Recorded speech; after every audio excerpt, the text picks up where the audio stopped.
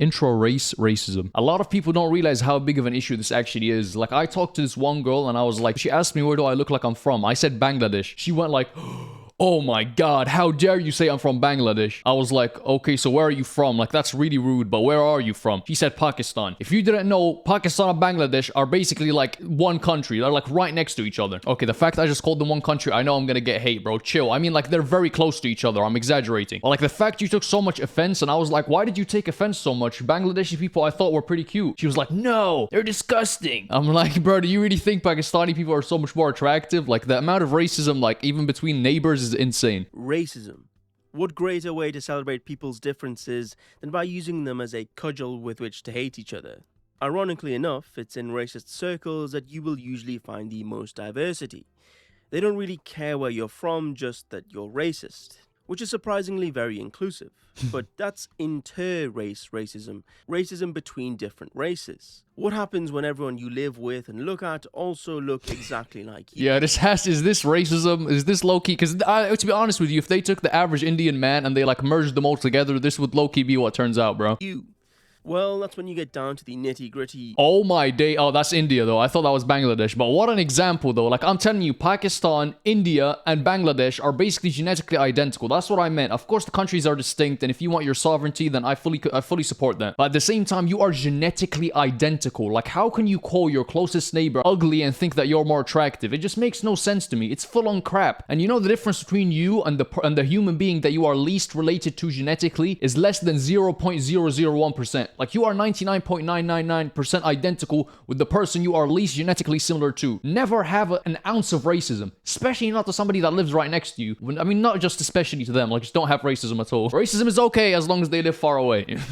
Real minute differences, like slight variations in head shape. Ooh, come on, bro. I mean, are we dead ass? Like, if there was no comparison, I'd genuinely think it's the same person. If they weren't right next to each other, I would not be able to tell the difference. Which form the basis of castes and groups from which you can safely hate each other. It's almost inspiring. Low-key though, Pakistan low-key mogs a little bit, bro. They got a slimmer face, low-key. I will sacrifice my life for Pakistan. They low-key got the higher set cheekbones. Hey, they're mogging low-key. Hate each other. It's almost inspiring at how racism can flower in even the most unlikely of places. And that is what we're going to be looking at today.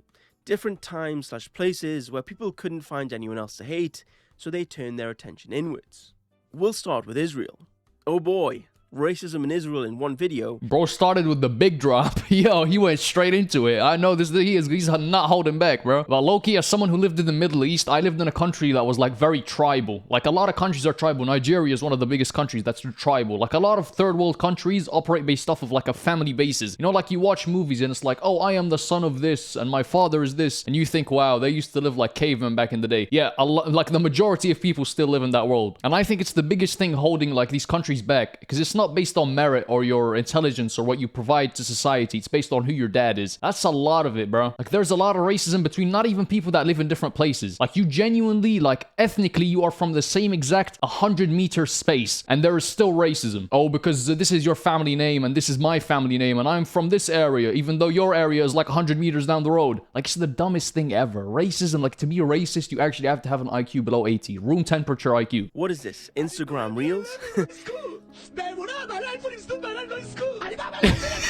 But no, there's actually a pretty long-standing history of intra-race racism in Israel, and it's between the Ashkenazi Farah Jews to the darker Mizrahi Jews, even though they supposedly come from the same people. To give you an idea of how prominent this racism is that every single Prime Minister of Israel so far has been of Ashkenazi descent. They actually even had a woman, well, I think that's a woman, before they had a brown. Whoa, I thought this was like one of them politically correct YouTubers, bro. This guy is full on just guns blazing. He reminds me of that one guy with the Wall Street Trades Reddit profile picture. He makes videos like, he has like the voice of a presenter who's not going to say something crazy, and then he says like the most outrageous shit ever. Which is somehow simultaneously more and less progressive than the United States. Though that alone cannot be used to write them all off as intra-race racists. I think a better way would be to look at how the different groups are portrayed in media. For example, there's this painting by this Israeli artist that sums up the caricatures of the Mizrahi quite well. Are we seriously doing what? I'm an artist from Israel and this is my art bit? Well, I guess we are. A young Ashkenazi Jew is harassed by uglier, bigger, browner Mizrahi Jews outside of school. I think my favorite detail is With the sex on the shirt, like, how's that? What's the point here? I love that they all have big noses as well. Like, they didn't even try. We're not even gonna lie about that. We all got big noses, gang. That's the one thing we've inherited. Low-key, I can't talk. The reason I'm making jokes is because I'm one of them, low-key, bro. Why is he... I just noticed. Why is he... out peeing on his shoes? All got unibrows. Oh my days, yo. These are people that are genetically basically identical, by the way. Like, the amount of plebs out there is insane. I think my favorite detail is the lady on the left, who's wearing a shirt that just says sex. Just a casual piece that you could find in anyone's wardrobe, really. Goes quite nicely with my foreskin fedora. The piece conveys the idea that Mizrahim are these big ugly ogres that are base in nature, thinking only of their desires, i.e. the sex shirt and the kid pissing on the book about Mozart. Wow, it really feels like once you bully somebody, like they incorporate your behavior. You become what you hate most. Like, for example, Jews were persecuted and they had multiple genocides, and now you sort of see that in their behavior. And for example, in this situation, like there are a group of people that is constantly receiving a lot of racism and a lot of stereotypes, and to the point where they start like even like taking it out on each other. Like, you truly do become what you hate most. You become your enemies. This is pathetic. And I know he's gonna talk about other groups of people, and I'm gonna share that same sentiment. Like, this is pathetic. So look inwards and take it out. Let's, like, for example, getting bullied in school and going home and taking it out on your siblings. Like, what are you doing, bro? Like, how pathetic are you? Or like being a dad and feeling undervalued at work, so you go home and beat your children. Like, this is sad. These characters are the stereotypical racist caricature of the Mizrahim, which, in Hebrew, are known as arsim, or ars in singular. An ars is someone who is lower class, is loud and obnoxious, wears large gold chains, is usually violent, and they often engage in criminal activity. It's like they basically recreated black people racism from first principles. It's kind of funny. There's no way it's in the definition that they wear large gold chains. Yo, that they're gangster, buddy. Hey, that's tough. Low key, I'm with the ass, bro. I'm with the ass, whatever they're called. How people will invent this archetype to hate, even when historically there's been like maybe one black person in Israel ever. Here's another painting by the same artist. Again, you have this swarthy brown Mizrahi sexually accosting the Aryan-looking blue-eyed Jew in what looks to be a shawarma shop that she is a waitress of. Here's another cartoon. Again, the noble Torah-studying observant Ashkenazi surrounded by flowers and bathed in sunlight, compared to the money-grubbing, bald, hook-nosed... There is no flipping way. Like, it really is you portray what's happening to you. Like, how have you decided that it's them people that are, like, money hungry? Like, it is one of the core stereotypes of our world that Jews love money. How have you looked at yourself and decided that, no, we're just gonna be racist ourselves to this group of Jews? Like, it's actually insane. That's hilarious, bro. Mizrahi. It's over for you, Soy Jack. I have depicted myself as the sensitive young Aryan Jew, and you the ugly, obese brown Jew. I could keep going, but I think you get my point. Racism against the Mizrahim was not only on the social level, but it also was institutional. The Israeli Black Panthers were a political movement primarily consisting of Mizrahi and Sephardic Jews in protest of their treatment from the Israeli government. They were based out of the city of Mizrara, and for this to make sense, I have to give you some backstory on the city. It was created in the late 19th century by rich Arab Christians and was an affluent, prosperous area.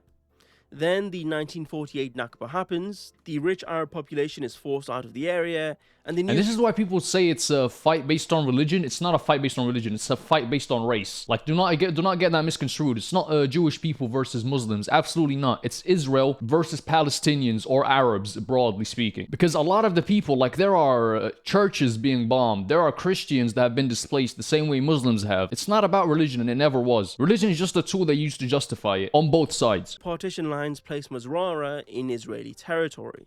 Whilst this was happening, the new state of Israel had a surge of Mizrahi Jewish immigrants and had nowhere to put them.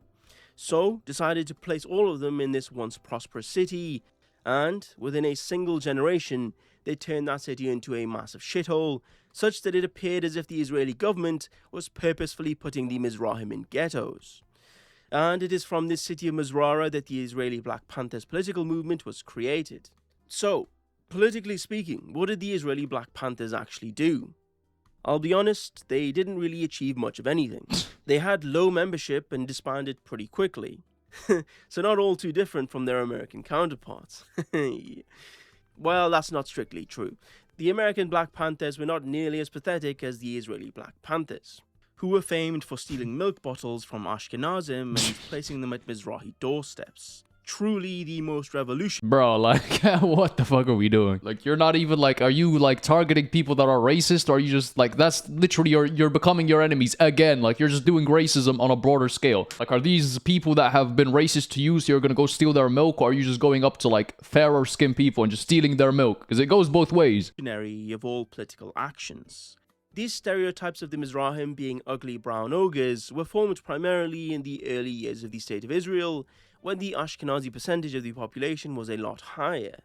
Now it's actually flipped, where there are more Mizrahim than there are Ashkenazim. They both still don't really get along, particularly the Haredim, which is the ultra-Orthodox sect of Judaism that basically just studies Torah all day. These guys actually get exemptions from military service, get large religious grants from the government, and don't really have jobs. Like I said, they only really read Torah all day. This is something the Mizrahim are particularly angry about. Yeah, I would be as well, buddy. Like, okay, religion is one thing, but when you drop everything and say, oh no, I'm just gonna study the Bible, I'm just gonna study the Quran, I will always be against that. Like, it even says in religious texts, like, I'm gonna talk about the Quran specifically, like, it says Amirul Arda, which means like you wanna go out there and you wanna build upon society. Like, God says, I prefer a strong Muslim to a weak Muslim. And that's just me speaking about Islam specifically. I'm sure this applies to most religions, including Judaism. There's no way it's just a book about, oh, drop everything and just start worshiping God. Because I will always be against that. Because I think religion should be a choice. It should not be something that's forced upon you. And to make that choice logically, you have to have a life. You can't just dedicate your whole life to one thing, because then you won't know the other possibilities. You won't have logical, critical thinking. Because it's the one thing that consumes you. I will always be against putting religion as the one and only thing in your life. Means that it's brown people mad at white people for being jobless welfare leeches. Which is actually hilarious now that I've said it out loud. Anyway, will this case of intra-race racism ever go away? Probably not. Personally, I'm Team Sephardi, as they seem the least insane.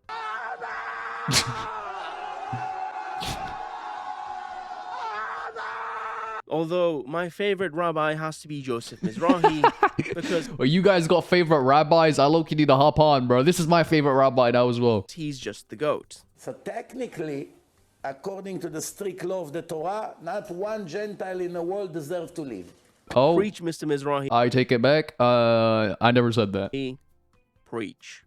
Mr. Mizrahi once even called the ex-Prime Minister of Israel, Naftali Bennett, a fake Jew because his mother was a convert. And on top of everything, we found out this week that his mother is not Jewish, meaning he's not Jewish. Man, shut up, bro. Oh my god. Like, this is the thing that really doesn't make sense about religion in general, and certain, like, religions in general. Like, not specifically targeting Judaism, but some things, like, you gotta realize, okay, they were wrong about this. Like, you need to always put facts above religion. And what do I mean by that? For example, the theory of evolution. When we discovered, okay, that we all evolved, we weren't just placed here. Adam and Eve didn't just spawn in. No, we are genetically, basically identical to apes and monkeys. That is a scientific fact. I know it might be hard to grasp, but how ignorant do you have to be in your own intelligence to think that you can grasp the scale of the universe? You are an evolved monkey. You're meant to go there, hunt, breed, and eat. You're not meant to sit here and ponder and understand. But when you have something that's a scientific fact, I'm not gonna wait for you to reason with me and give me your opinion on it. No, it's a fact, buddy. Oh, but the Bible says this. Okay, the Bible has to change to accommodate that fact. And it has. And that's something a lot of people are like, oh my god, the Bible and the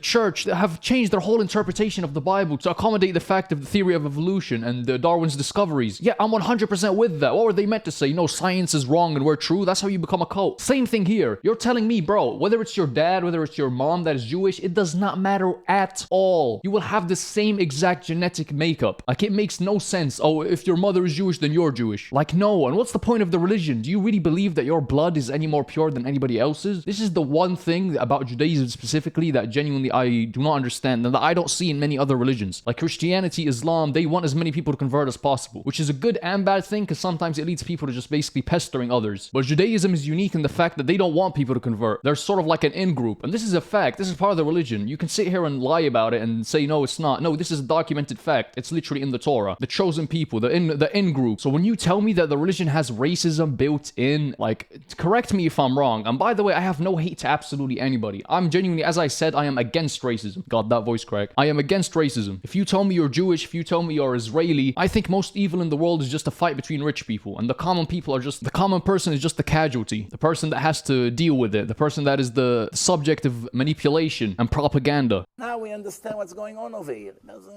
He doesn't have a Jewish soul. To which Bennett immediately sued him, so that cleared up the confusion very quickly. Anyway, the next instance of intra-race racism is going to be the caste system of India. Oh boy, racism, Indians and Jews all in one video. What is It's always the people that are like the biggest recipients of racism. Like the whole world is racist towards India and Jewish people, and those groups are ironically racist to each other. this? Instagram. India has been full of Indians for about 3,000 years, and for 99% of that time, the only people you would ever see or meet are Indians. Even in the earliest years, some of the Indians realized that Come on, bro. Like, this is not what Indians look like. This isn't an image that they drew that you're trying to highlight racism. No, you drew this, bro. What is going on with their eyes? Like, could you not make them a little tidier? Like, this is pure racism, G. not all Indians were created equal, and because of this, in their infinite wisdom, decided to create the caste system. So, what is the caste system and what are the castes? I actually studied this in religious studies in school, so I actually am somewhat credible. Officially, there are 4 main castes that are derived from the Vedas, the Indian holy texts. You have the Brahmins, that are the priestly class. They would often be priests or spiritual teachers, but all of them enjoyed high social status and the benefits that came with that status. Next, you have the Kshatriyas. Let me guess, they will slowly get darker and darker. Why is it that the darker you are, the more racism you receive? Like, that's a general rule of thumb across cultures. Is there any cultures where being darker gives you like a higher social status? Because obviously racism goes both ways, but why is it so heavily skewed towards the darker the worse? Like, it truly is what Muhammad Ali said, bro. The black cat is the bad cat. Black male. Like, why is everything black like bad, bro? A lot of people say it's because, oh, the people that you were usually lower class would work in the sun more, so they would be darker. But it's just way too universal of a phenomena. The warrior class. This was the ruling/government class. Often they were the military elites, kings and nobles, and were basically the administration class. Thirdly, there are the Vaishyas. Farm owners, traders, and businessmen fall into this caste. And lastly, we have the Shudras, who are the laborer caste, who usually work as laborers for the businesses of the Vaishyas caste above them. Oh, actually, there is a 5th caste, which is unofficial but is very much treated as a real thing, and that is the Dalit caste, who are treated as untouchable. Wow, so they were like, oh, this isn't dark enough. Once they discover a darker shade of black, there's gonna be a different group underneath that pyramid. Oh my god, bro, look at this shit. Are treated as untouchables. No, not those untouchables, we're talking about these untouchables. It translates to the oppressed, which I guess is fitting because up until very recently, they were only allowed to carry out the most impure of occupations, such as handling the dead, sanitation, scavenging, etc. There are even specific Dalit subcastes for prostitution, whereby almost all women in that caste are basically forced into prostitution to earn a living. These What? Whoa, that is crazy. That is so repulsive, bro. Bro, like, I was going out, bro, it's so uncomfortable for me to even listen to this, like how commonplace racism has become. I was going out with a friend of mine and we were walking around and there was this guy hitting on a darker girl. She wasn't black, she was like brownish, and he was just saying the most racist shit possible and just like following her around, like on his hands and knees begging for some naan bread, thinking that, oh, I'm better than you because I'm white, and he's spewing this racism while begging her for any sort of attention. It's the most pathetic thing ever. Like, oh, you're worse than me, but I would do anything to sleep with you. Oh, give me your attention, please. It's so sad. Like, race worshippers are actually the scummiest, worst types of human beings. Room temperature IQ. People who have nothing going for them, so they just want to feel better than you because of how they were born. 5 of the main castes, and I'll be honest, the majority of the violent crimes have the victim as the Dalits, and the perpetrator the Shudras or other higher tier castes. Well, actually, that's a simplification because the Shudras is a massive caste that accounts for about 55% of the population of India, so it would be more correct to use specific tribes within castes, but the tribal relationship is the same, really. You oppress people below you and get oppressed by those above. Unfortunately, That's the thing. If we stopped oppressing each other, if we stopped, look at the people that are slightly below me. Oh, look at the people that are slightly below me. If we stopped that cycle of negative thoughts, we could genuinely stand up for each other and end racism. A lot of the biggest reasons why racism exists is because people feel like, oh, this is how I'm treated, so this is how I'm going to treat the people below me. This is why we never get anything done, because you know what it feels like to be a subject of racism, and the people below you, so in social class, also know what it's like to be a subject of racism. You know what's better for literally everybody if there was no racism? So stop the cycle of hate yourself and be the change you want to see in the world. for the lower castes, they usually have no serious political or judicial power, so oftentimes the racism and crimes against them go unanswered. For example, in the Kilvanmany massacre, 44 Dalit labourers were murdered by a gang of 200 henchmen sent by their landlord over a wage dispute and a strike. What? At one point, all the women, elderly and children hid in one hut, which was surrounded and set ablaze, killing them all. The attackers then went to the police preemptively, demanding protection, which they were given.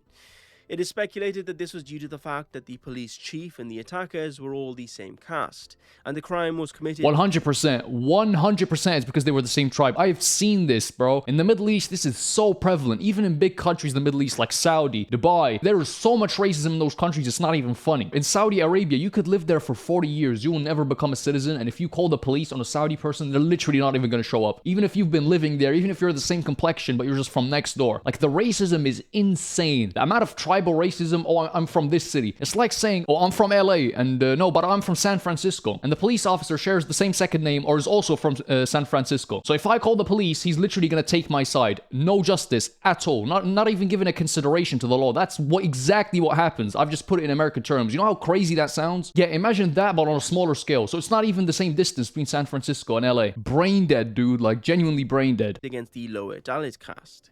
Later on, 10 landlords responsible did get charged and found guilty, but the High Court of the area acquitted them not too long after. So, yeah. More recently, though, in 2022, a 9-year-old Dalit boy was beaten by his teacher so badly that it eventually led to his death for the crime of drinking from an upper caste's drinking pot. And I could go on, but the thing is, most of these crimes are local village crimes, so the majority probably don't even make national news in India, never mind international news, so you can never know the true scale of these things. The data even shows that these crimes are becoming more frequent, as in 2018 the number of scheduled caste-based crimes that occurred was 42,747. I don't think it's that they're becoming more frequent. I think it's that they're having an easier time surfacing. Like, I think they're becoming more reported on, which is a good sign, because I think it will halt it. The more attention it gets, the more people are going to realize how messed up it actually is, and the higher chance that it actually stops, for the better. Increasing to 57,428 in 2022. And it's not only in India that this caste-based racism persists. Even in the enlightened West, there are reports of hiring managers discriminating against the lower caste Dalits, proving once again that intra-race racism supersedes any American constitution.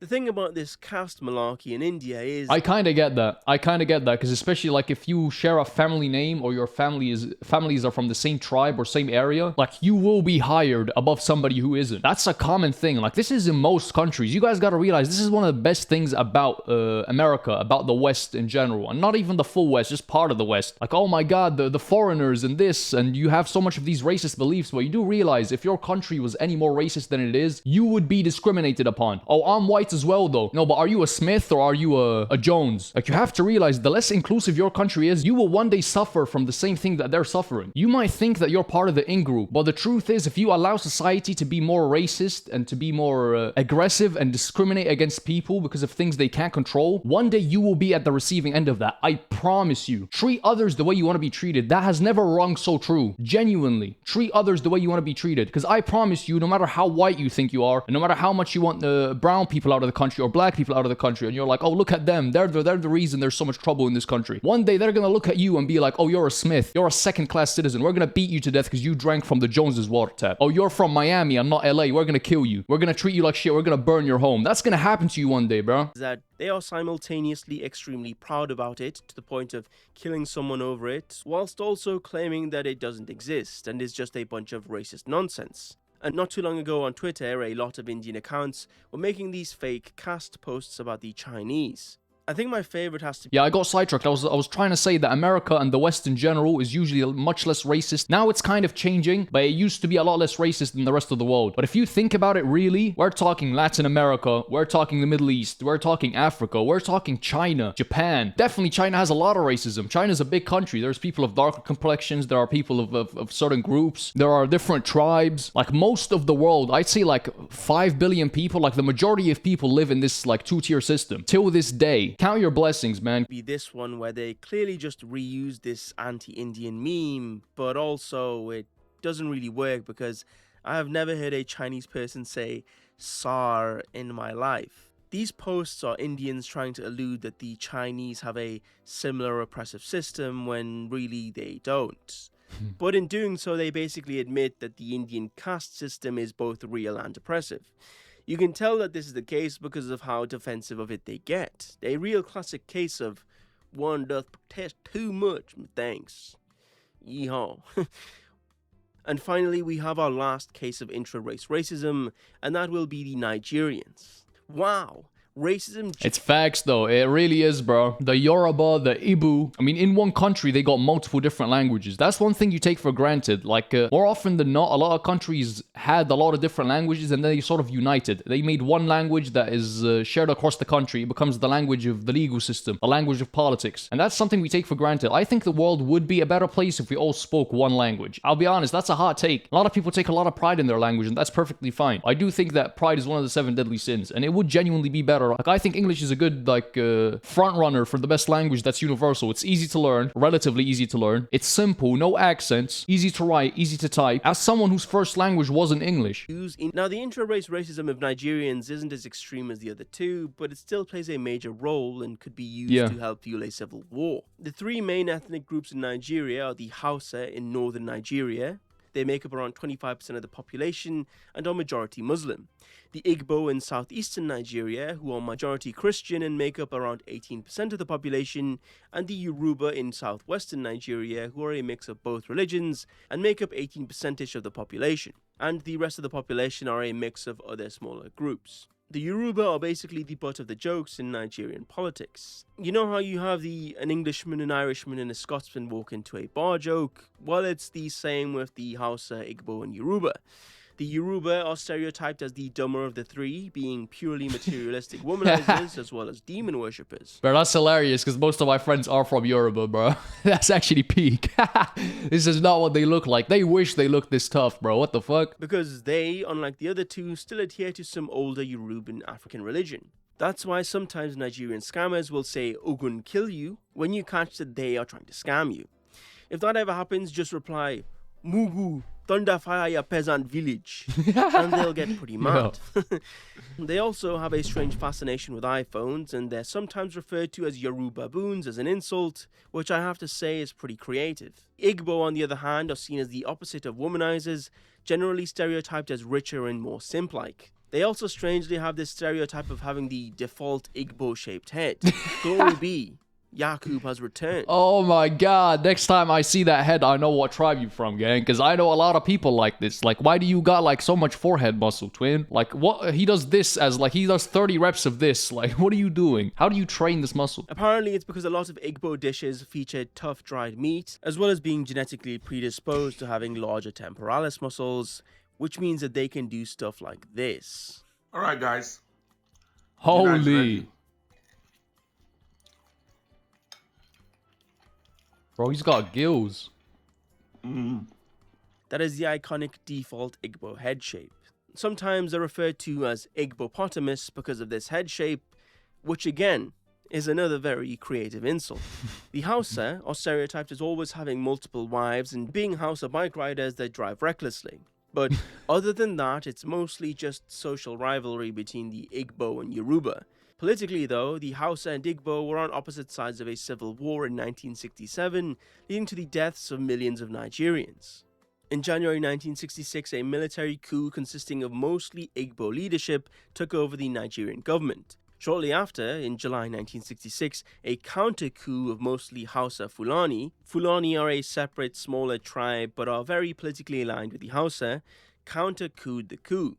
The counter coup occurred because in the initial coup, people feared it would lead to total Igbo political power. So afterwards, the counter coup decided to massacre the Igbo. Holy shit, this feels like the plot of Attack on Titan, bro. It's crazy that this is real. Like, Nigeria isn't even that far back. There are countries that are a lot less modern than Nigeria. The capital of Nigeria, look at pictures of the capital of Nigeria. It's pretty flipping cool. Like, it's a nice country. At least parts of it. Like, relatively speaking, compared to other countries, they're a lot, like, further ahead. Like, if this is happening in Nigeria, imagine what's happening in, like, Ethiopia, gang. Or Haiti. I mean, you know what's happening in Haiti, but God, bro. In the northern region, killing thousands of civilians.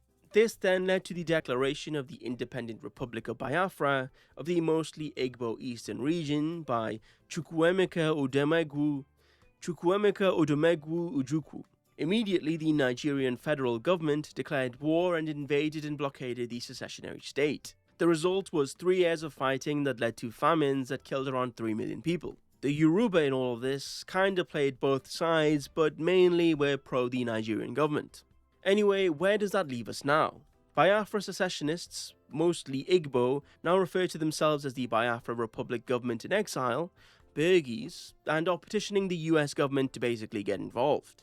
It started in 2024 when the Bergie paid former Congressman Jim Moran $10,000 per month to lend a voice to the Biafran people. 10,000 per month? Bro, these US politicians, like, you do realize they're broke as fuck. Like, anybody can buy them. They're easy as hell. 10,000 a month to create a government? Like, what are we talking about? I mean, obviously I'm exaggerating, but to support a country's creation for 10,000 a month? Bro, these US politicians are actually, like, some of them are like thirsty dogs, dude. Like, they would commit the most heinous shit for a BMW every 4 months. Like, is it really worth it, bro? Like, have some, like, dignity, man. And by the way, I think it's just worth pointing out, why is there an Israeli flag in some village in fucking Nigeria? And why is this guy like an unlockable character? You gotta pay gems to unlock this motherfucker over here. There's no way he's this black, dude. Like, they edited him out. Could you not zoom in? Like, before, when the Bergie paid former Congressman Jim Moran $10,000 per month to lend a voice to the Biafran people, to President Donald Trump designating Nigeria as a country of particular concern due to the recent killing of Nigerian Christians in the region. In return, the Biafran government has promised lucrative mineral and oil deals in the Niger Delta, which is the most resource-rich part of Nigeria and would be included in the Biafran state, to US companies, as well as permanent US military bases and free CIA operations in the area. Personally, yep, send the Dorito planes in, let's bomb every single one of them and spread a narrative about how they're these evil maniacs, which I don't know what's going on in there, but either way, if they're the best people or the worst people ever, they're gonna push a narrative about them being demons. Let's demonize them, desensitize everyone to their civilians being killed, normal ass people being killed, so we can make some money off of the oil. Like, at what point do we draw the line? Obviously, you want to act for the benefit of your people, and it might be good for Americans if we kill a million Nigerians for a bit more oil. Like, it might be beneficial for the average American, but at what point do we draw the line? Like, would you kill everybody that isn't American for having a slightly stronger national currency? Like, where do we draw the line, man? I don't think the US will support the Bergie in any meaningful way, but if they do actually pursue Biafran secession, the resulting civil war would lead to hundreds of thousands of deaths and millions of Nigerian refugees, probably headed to America and Europe. Oh yeah, it's so crazy that all of these Indians in the UK, for example, yeah, you know what you were doing to their country for the last 100 years? Buddy, there would be no British Empire, especially not at that scale if it wasn't for India. Like, you owe so much to the Indians that you are pillaging for hundreds of years. Oh my god, they're in my country. The beautiful UK has been ruined by these Indians. Like, you are so hypocritical, it is insane, dude. Like, most of these countries, like most immigrants, are from countries that you attacked, are from countries that you were persecuting. It's from people that you have displaced, people that you have made their country a shithole. So I'm really glad that he highlighted this. Which, doesn't sound particularly great. And with a population of over 200 million in Nigeria, whoa, that's probably on the lower end of the scale. But anyway, that's the current state of intra-race racism in Nigeria. So what's the lesson we learned today? It's that true racists can even find differences when looking in a mirror. Poetic in a way. But anyway, that's... Wow, man. Hey, W. The moral of the story, treat others the way you want to be treated. Anyway, if you guys enjoyed, subscribe. I love every single one of y'all, and yeah, peace.